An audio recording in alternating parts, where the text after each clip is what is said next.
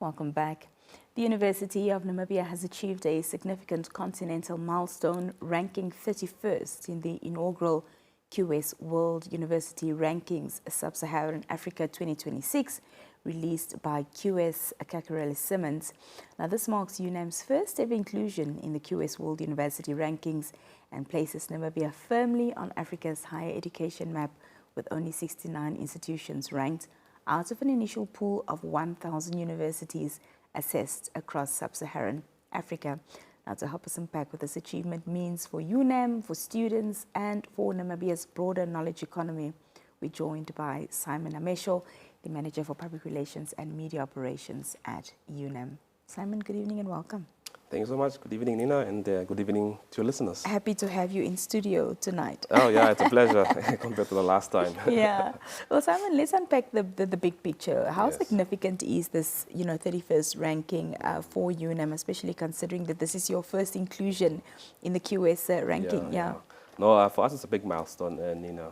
If you look at, just to give you the context around this, it's that in Africa itself, the whole continent, 54 countries, there are 2,153 universities in total. This particular ranking looked not at the whole of Africa, but at Sub-Saharan Africa. And within Sub-Saharan Africa, there are 48 countries. And within those 48 countries, only 21 countries managed to be ranked. And then also said differently, Nina, is that the QS, this ranking, they looked at over 1,000 universities from Sub-Saharan Africa. Out of those 1,000 universities, only 260 got analyzed. And then when they analyzed, they only then got 69 universities that were eligible for inclusion in this ranking. So you can see that we are coming from about 2,000 universities to 69 universities. And then within the 69 universities, UNAM then end up being 31st among all those universities. So that's we're quite proud around it. Of course. Well, 69 out of 1,000. What does this say about, the competitiveness of this process, Simon? Yeah, this is quite a highly selective process. Hey? It's not just that you go in there and you qualify. What they do is they have two aspects that they look at. They have eligibility and then they have inclusion. So you can still be eligible, but you might not be included. So you can see that this whole process is quite highly selective, and they start from a bigger pool, as I said before, over 1,000 universities. They only analyzed 260, and then they came down to only 69 that are then which are then eligible and included into the rankings. Yeah. And then only those ones are then able to be ranked. And then within those rankings of 69, you have, of course, your universities that have been existing way longer than the University of Namibia, which is only came around in 1992.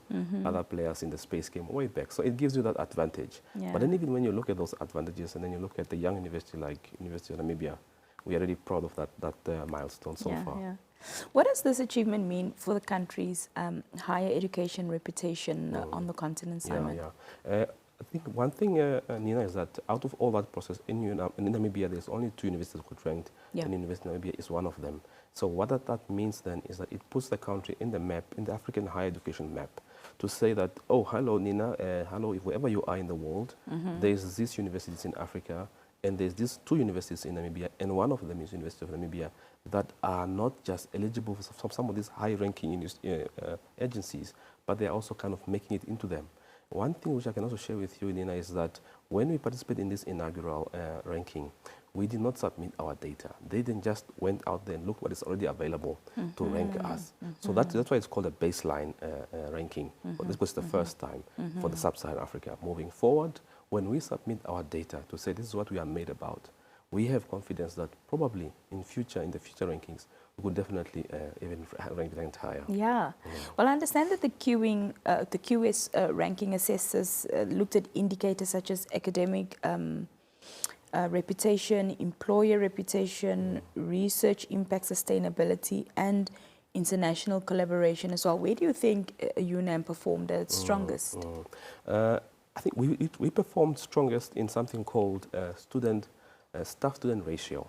And UNAM performed actually the highest and then outperformed everybody in that. What that means is that it's a ratio between how many students does one lecturer teach. Yeah. And that number, if it's low, then it counts in your favor. If that number is too high, that means if you have too many students for one lecturer, that means your quality of education, etc., get to be compromised, get to be looked differently. So UNAM performed the highest on the whole continent, on the whole rankings. Yeah. But apart from that, UNAM also then performed very well in the teaching, as well as in the employer relations, and as well as in the research aspect of this ranking. You also ranked 13th in the Times Higher Education Sub-Saharan Africa rankings in 2024. How do these recognitions, collectively position the university regionally? No, thanks for that, Nina. That's correct, because in the world generally, there is then the 3 top ranking agencies. As you said, there's the Times Higher rankings, and there's also the QS rankings, as well as the Shanghai rankings. Yeah. So the university so far was only ranked in the Times. Then this is the first time we are also featuring in the QS. So for us, it's really something that's very important, because it then speaks on something very important, which is credibility as well as visibility. Because these things are not that we subscribe to. We do not pay anybody to say, please rank us. They come to you and say, we want to rank you, we want to put you in the league of other players in this space of higher tertiary education, not just in your country, but on the continent, and then also sometimes in the world. Yeah, So then that gives us actually a very good yardstick to say, where do we stand against other players, not just in one ranking, but in the top 3 rankings in the world. Simon, how do these rankings align with UNAM's integrated strategic business plan that you have for 2025 until 2030? Nina, actually one thing that we are very happy about this new ISBP is that it aligns it, and it also takes one of those things that are being measured by these rankings as one of our themes to achieve. That could be your teaching impact, it could be your internationalization, it could be your theme on globalization as well as sustainability. All these aspects actually get to be ranked by these agencies. Yeah. So if when you look at this, at our plan for 2025 to 2030, it's actually very aligned with this ranking. So that's why we are very comfortable to say, come the next round of rankings, we will be improving, because there's a number of investment that the university is doing in these themes. And the good thing is that these themes are also the ones that are being considered for ranking.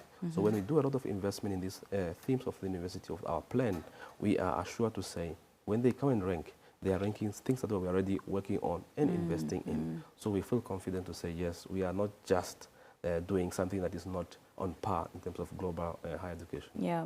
How do rankings such as these translate into tangible benefits for, current and prospective students of the university? Absolutely, and I think that is an important question, because that's where it all matters now. For the students that are studying at the university, is to say you are studying at a recognized university of repute. So that speaks to your qualification when you leave, to say that when I walk out there, whether it's on the continent or in the sub-region of Southern Africa, or in the world in general, it says that I'm coming from the University of Namibia and this is my qualification. Then they will say, please walk in, because we do know who you are and where you are coming from. For prospective students, I think it really speaks more on mobility as well. So because what's important for us and for the students nowadays is also mobility. For you to go out there and learn from other universities, from other students, from other systems. So when you are getting ranked like this, and you are schooling at the University of Namibia, then your chances of going to any other partner out there is quite easier, and also made easier for us. And lastly, Nina, is there's this concept of internationalization and partnership out there. So when you get to be ranked by these institutions, it's already a filter that is already being passed. So you're already passed something that people will look at, your credibility. So when they look to someone to partner with, they say, no, who can we partner with in Southern Africa, or in Africa, or in Namibia? Then they say, oh, this university has been ranked. Oh yeah, they are credible. That means they have ticked a number of boxes. They are doing well in a number of aspects which are being looked at these rankings. Yeah. And they're doing it independently. They didn't say, please rank me, or please put me on here. So that speaks quite very good for us in terms of international partnership, and not just now, but even in terms of opportunity globally. Yeah. Well, the win is quite new, or this recognition is quite new, and then I think we all expect that you'll only go higher from here. So what are your plans to build on this 31st position and climb even higher in future rankings? I think for us it's really more to invest. For us is to submit our data. We are now saying, okay, how do we then submit our data for the next Sub-Saharan rankings, as well as maybe for global university ranking. That's also important for us. I think also an important aspect is to say we want to invest in these aspects that are very important to us as an institution, whether it's now sustainability, whether it's teaching impact, whether it's globalization, whether it's internationalization, all these aspects. We believe that we can now comfortably put funds into these aspects, and they will take us somewhere globally. And it's not something that we just have then worked around from the university side and we are happy with it. It's something that we invest in, and we know that when we do well in them, for the benefit of our graduates and partnerships, they will go far. I think one thing I can also touch on is, Nina, this kind of ranking also gives you a good foot in the door with employers, because some of them here and globally look at this, and then your graduates get to be more employed around this. So if you can do better there and invest in that, that means your graduates have better prospects, whether it's regionally or internationally. Oh, well done, UNAM. Thank you so much.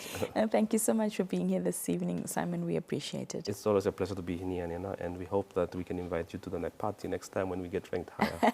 Thank you. Thank you. Well, there you have it. We're going to take another break right now. When we come back, we talk some more. We'll be speaking on the Miss Namibia and Miss Teen Namibia pageants that officially will be hosted in the Omaheke region. This year, we're going to be speaking to the governor of that region and talk about the many benefits that this opportunity will bring to the Omaheke. We'll be right back.